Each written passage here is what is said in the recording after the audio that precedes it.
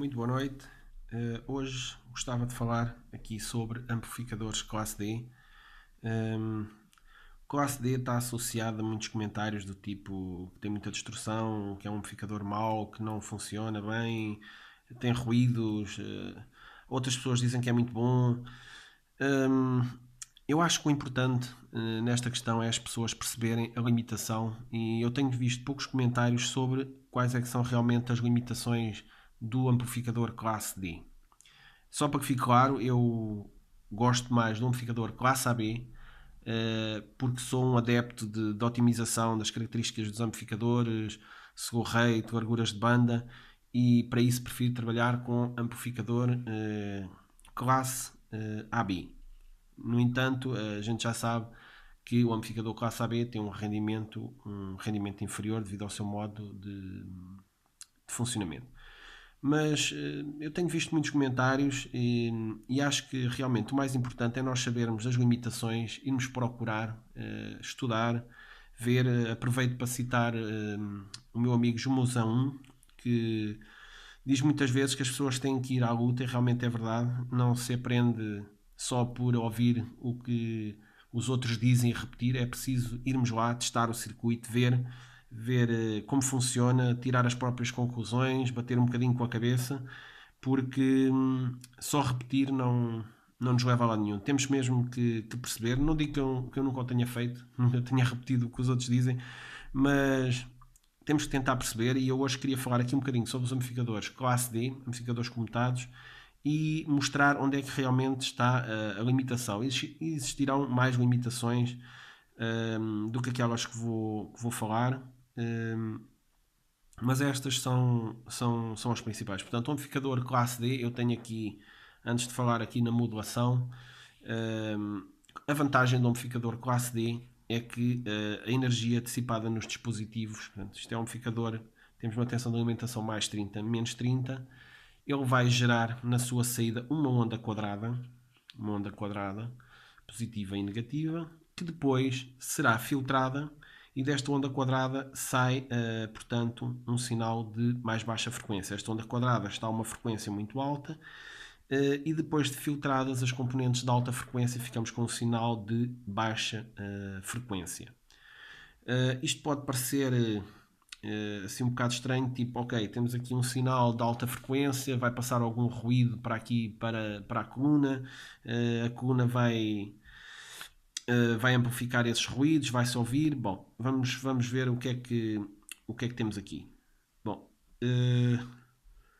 eu tenho aqui um desenho de um espectro, isto chama-se um espectro, portanto, é como se fosse a decomposição de um sinal. Se olharmos para este sinal que temos aqui, esta onda quadrada, se nós decompuséssemos este sinal em várias frequências, em vários sinais sinusoidais, teríamos um espectro, portanto. E assumindo que esta onda quadrada que está aqui tem uma frequência de 200 kHz, e ela está a uma frequência, portanto, fixa, 200 kHz, mas há aqui uma variação de baixa frequência, e temos aqui um sinal de mais baixa frequência que vamos assumir. Portanto, isto é o valor médio depois de filtrada, que será os 20 kHz. Portanto, em termos de espectro, teríamos o sinal a 20 kHz e depois teríamos as harmónicas, portanto, 200K, 600K, pronto, as harmónicas que tivéssemos aqui no circuito. Portanto, tudo a muito alta frequência. Portanto, o princípio é produzir um sinal quadrado a muito alta frequência que tem uma modulação, que depois de filtrado teremos um sinal de baixa frequência. Este filtro vai cortar todas as componentes de alta frequência. Portanto, o filtro tem que ser projetado para cortar as componentes de alta frequência e não cortar dentro da banda dos 20 kHz. Este é um dos problemas que ocorre nos amplificadores que temos aí mais baratos, é que o filtro corta muito em cima dos 20 kHz e corta a banda depois de áudio. Isso acontece porque a frequência de comutação é baixa, e então tem que pôr o filtro muito em cima dos 20 kHz e acaba por cortar a banda de áudio. Bom, como é que é feita esta modulação e como é que é gerado este sinal? Acho que isto é o mais importante aqui, para as pessoas perceberem como é que isto é feito. Inclusive, acho que já vi no canal de Jumozan, ele fez uma explicação da modulação PWM, também podem ver lá. Bom, O que é que temos aqui? Temos um comparador. O comparador, portanto, vai comparar dois sinais, que são estes que temos aqui, uma onda triangular, ou dente de serra, é mais correto, dente de serra, e o nosso sinal de referência, que era o sinal que nós gostaríamos de ter na saída do amplificador. O sinal de referência temos na entrada positiva, a onda dente de serra na entrada negativa, e este comparador, se estiver alimentado, por exemplo, a 0,15, quando a onda que está na tensão na entrada positiva for maior que o sinal que temos aqui na entrada negativa, portanto, neste caso aqui, atenção, portanto, o sinal azul é maior que o sinal que está a vermelho, a saída estará a 1, porque o V mais é maior que V-. Isto é o princípio de funcionamento do comparador. V mais maior que V-, temos a tensão máxima, V- maior que V+, temos a tensão mínima. Neste caso, selecionei aqui entre 0 e 15. Portanto, o que é que vai acontecer? Ao compararmos este sinal de baixa frequência com este sinal de muito alta frequência, que está a uma frequência fixa, que é a frequência de comutação, que o circuito depois vai funcionar, vamos ter aqui uma modulação. Portanto, temos um sinal aqui, uma onda quadrada, com uma relação cíclica mais pequenina, maior, maior. Portanto, e agora temos aqui um circuito, que é o circuito de drive. Este circuito eu não vou falar, posso falar no outro dia, que é o circuito que se encarrega de partir este sinal em dois sinais para estes transistores que temos aqui. E, por exemplo, poderá ser deste género, poderá ser ao contrário, poderá ser como eu tenho aqui. Portanto, quando o sinal estiver a 1, portanto, neste caso 15 volts, o transistor T1 irá ligar. Quando estiver a 0, liga ao transistor T2. Nunca podem ligar os dois ao mesmo tempo, porque senão temos um curto-circuito entre os mais 30 e os menos 30. Isto nunca pode acontecer. Já vamos ver que isto é uma das limitações dos amplificadores classe D, que eu ainda não ouvi aí falar nos canais das pessoas, nesta limitação. E isto é um dos pontos que causa distorção, e já vou falar sobre isso. Portanto, o que vai acontecer aqui é que neste ponto, no ponto VC, tensão comutada, vamos ter uma tensão que vai andar entre mais 30 e menos 30, e que depois vai ser filtrada e voltamos a ter o nosso sinal original. Bom, qual é que seria o ponto ideal para este circuito funcionar? O ponto ideal era ter a frequência de comutação, portanto, esta onda dente de serra, esta onda vermelha, a uma frequência muito, muito alta, muito superior aos 20 kHz, de modo a que, quando eu filtrasse as componentes de alta frequência com este filtro LC, não cortar a banda de áudio. Neste caso, vamos supor, se estivéssemos a comutar a 200 kHz, e colocássemos um filtro mesmo em cima dos 20 kHz, ou seja, um filtro começasse a cortar a partir dos 20 kHz, ele, uma década antes, iria afetar a fase, portanto, da tensão de saída. Não é muito crítico, mas nós gostamos de ter um sinal, portanto, em ganho, e em fase gostaríamos de ter um sinal na banda toda, portanto, os 20 kHz. Começar a desfasar, ok, o sinal também o sinal áudio numa sala também não chega todo com a mesma fase. Há reflexões nas paredes, portanto não era por aqui. Mas se quisermos garantir que não temos, portanto, alteração da fase até 20 kHz, teremos que pôr o filtro perto dos 200 kHz. Mas para pormos o filtro nos 200 kHz, a frequência de comutação teria que ser maior que os 200 kHz, porque ele, senão a 200 kHz não vai cortar. Ok, 200 kHz, se for para a coluna, pode provocar algum efeito. Não vamos ouvir. Nós não vamos ouvir. Se nós ligarmos esta forma de onda que temos aqui a 200 kHz, não vamos ouvir as componentes de alta frequência. Não? Se vamos ouvir a componente de baixa frequência, a própria coluna vai filtrar. No entanto, do ponto de vista elétrico, não é muito bom, porque essas componentes de alta frequência acabam por gerar perdas na própria bobina do altifalante. Sabemos que existe o efeito pelicular, existe uma série de fenómenos e não é muito bom. Portanto, a grande vantagem do sistema comutado é, quando eu estou a ligar o transistor de cima, a tensão aos terminais do transistor de cima é zero e ele está a conduzir uma corrente elevada para a saída e o transistor de baixo está aberto. Portanto, aqui este está aberto, não há corrente, portanto a potência dissipada nele é zero. Este está fechado, tem uma tensão de zero aos seus terminais e tem muita corrente, portanto a potência dissipada também é zero. Só na operação de comutar entre um transistor e outro é que vai haver perdas. Na realidade também existem algumas perdas de condução, porque os MOSFETs têm uma resistência de condução, o RDS-on, entre o dreno e a source. Bom, agora qual é que é a limitação que nós temos no amplificador classe D? A limitação que nós temos, a primeira eu já falei um bocadinho, que é, se nós comutarmos, se a frequência de comutação for relativamente baixa, vier para cima dos 20 kHz, quando nós vamos aplicar este filtro, para filtrar as componentes de alta frequência, vamos começar a escavar dentro dos 20 kHz. Portanto, circuitos de baixo custo têm este tipo de funcionamento. Porquê? Porque comutar a mais baixa frequência, os componentes, os transistores são mais baratos, é mais fácil fazer isto tudo. Portanto, um amplificador classe D bom é algo que é caro. Okay? É algo que é muito caro. Portanto, se nós conseguíssemos comutar, vamos supor, por exemplo, 1 MHz e tivéssemos um filtro a 100 kHz, portanto, o filtro LC, para quem não sabe, o filtro LC, portanto, ter a frequência de corte dele algures e depois tem uma determinada atenuação. Portanto, se estivermos aqui nos 10 kHz, nos 100 kHz, a 1 MHz, ele tem 40 dB de atenuação. Portanto, o LC tem 40 dB. Se for um RC, são 20 dB por década. Um LC tem 40 dB por década. Portanto, tem aqui 40 dB. Portanto, isto equivale a uma atenuação de 100 vezes. Iria atenuar o sinal 100 vezes. De todo modo, estas frequências não iriam afetar, portanto, o alto-falante não as iríamos ouvir. São de muito alta frequência. No entanto, poderiam afetar as perdas elétricas aqui no alto-falante. Bom, portanto, uma limitação já falei. A primeira limitação é a frequência de comutação, que deve ser alta. A frequência de comutação deve ser alta para não entrar dentro da gama dos 20 kHz.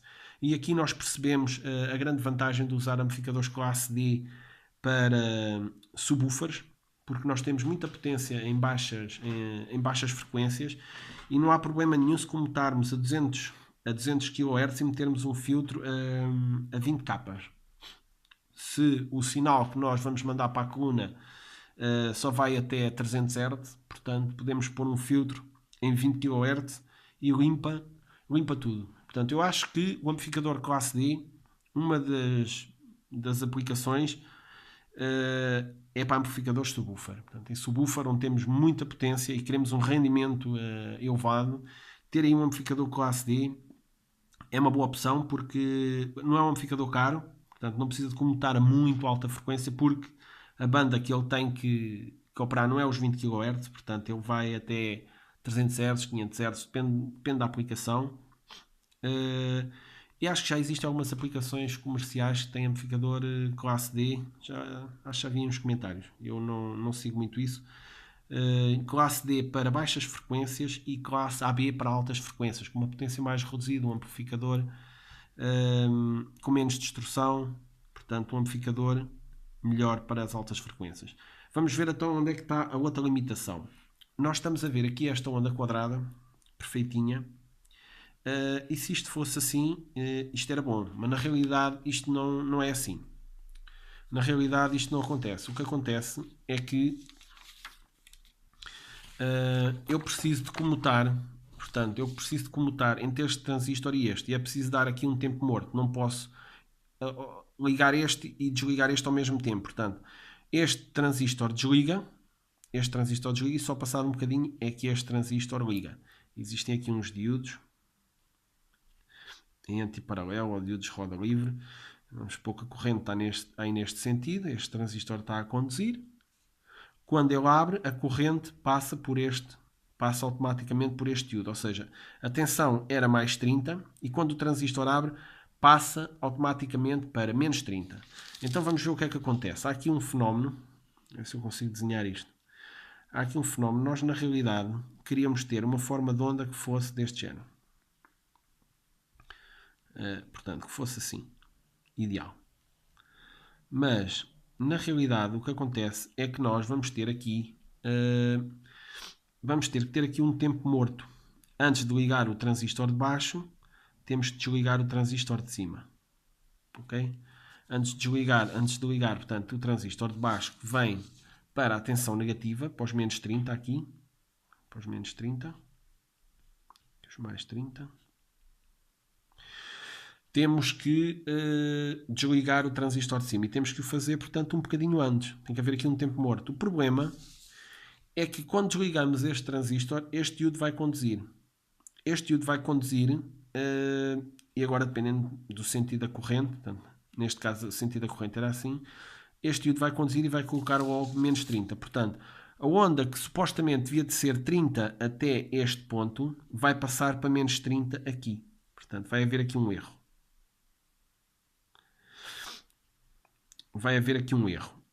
Este erro, se tivermos a muito alta frequência, este erro pode ser uma boa percentagem do período. E então temos aqui uma incerteza. Portanto, este erro vai introduzir distorção. E isso, aqui na forma de onda, portanto, comutada. Por mais que a gente filtre, essa distorção está lá.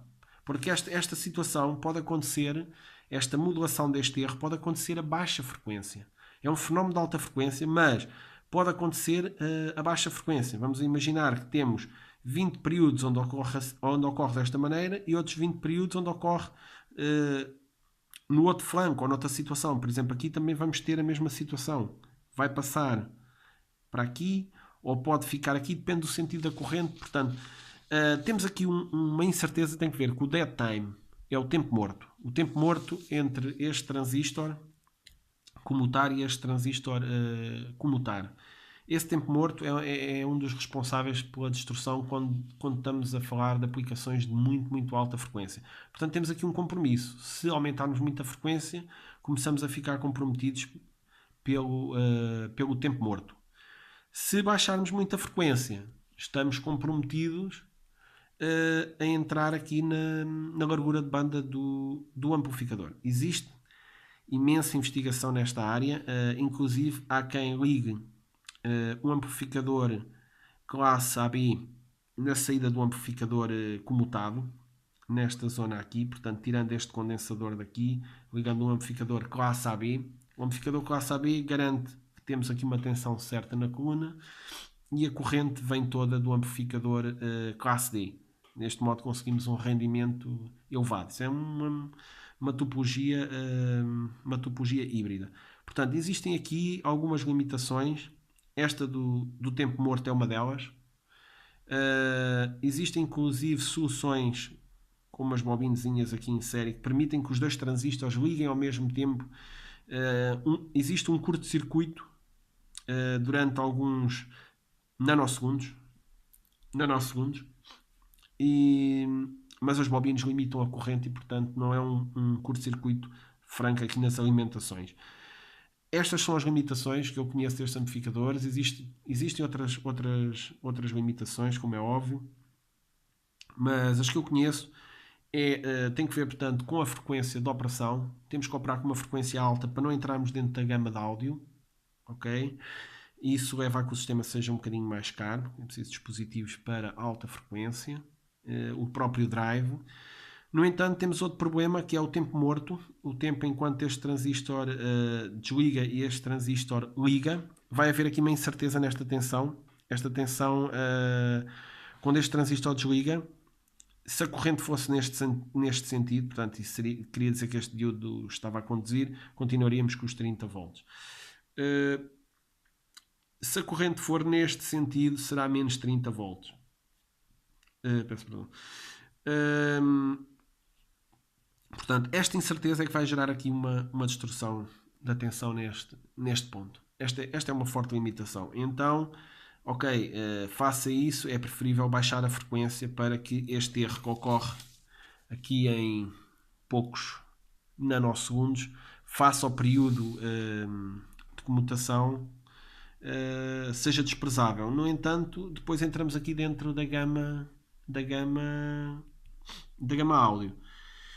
Bom, como disse, existe muita investigação, existe muita coisa, existem amplificadores classe D bons, com uma distorção baixa, não são esses que se compram baratinhos aí no eBay ou no Mercado Livre, são produtos profissionais bons. Portanto, espero que tenham tirado daqui algum sumo, portanto, das limitações dos amplificadores classe D. Portanto, isto é sempre uma limitação que nós temos.